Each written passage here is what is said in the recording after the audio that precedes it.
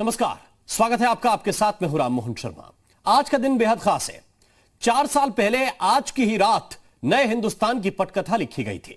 नए भारत का पहला ट्रेलर दुनिया ने देखा था। शांति प्रिय हिंदुस्तान को दुनिया ने बदला लेते हुए देखा था। घर में घुसकर आतंकियों को मारते हुए देखा था।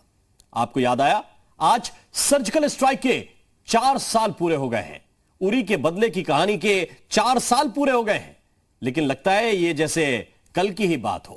सर्जिकल स्ट्राइक के भले ही 4 साल पूरे हो गए, लेकिन क्या आपको पता है कि नए भारत का यह ऐसा फैसला था जिसके बाद हिंदुस्तान पूरी तरह से बदलने लगा, ऐसे फैसले लेने लगा जिसने पूरी दुनिया को चौंकाया।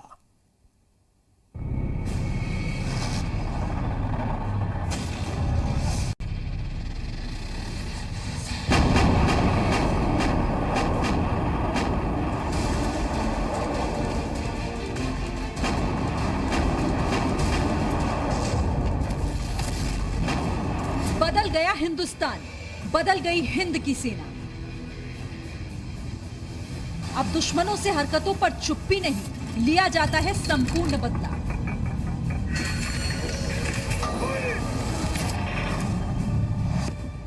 एलएसी पर चीन की हरकत हो या बॉर्डर पर पाकिस्तान की हरकत, मिलता है ईंट का जवाब पत्थर से। जहां सेना को है खुली छूट और आतंकियों का होता है कान तमाम। अब खौफ में रहता है पाकिस्तान और चीन रहता है परेशान। गलवान से लेकर पैंगोंग तक, डोकलाम से लेकर कश्मीर तक बदल गया है हिंदुस्तान। बीते कुछ सालों में हिंदुस्तान में जो सबसे बड़ा बदलाव हुआ है वो हुआ है सेना को लेकर। सेना अब जोरदार मुकाबला करती है, राजनीतिक हस्तक्षेप से मुक्त होकर मुंहतोड़ जवाब देती है। इसीलिए जब गलवान में चीन ने धोखेबाजी की तो उसके 45 से 50 सैनिकों को मार गिराया गया। और जब पैंगोंग में चीन ने चालबाजी की तो हिंद की सेना ने सबक सिखा दिया। बदलाव सेना की ताकत में भी हुआ। कमाल का रफाल वायुसेना में शामिल हुआ तो दूसरी ओर रूस सहित कई देशों से लगातार कई सैन्य समझौते हुए। और इसका असर यह हुआ कि पाकिस्तान और चीन अब भारत के खिलाफ कुछ भी करने से पहले सैकड़ों बार सोचता है। हम किसी को छेड़ते नहीं हैं, लेकिन मैं फिर साफ कर दूं कि नए भारत को किसी ने छेड़ा तो वो छोड़ता भी नहीं।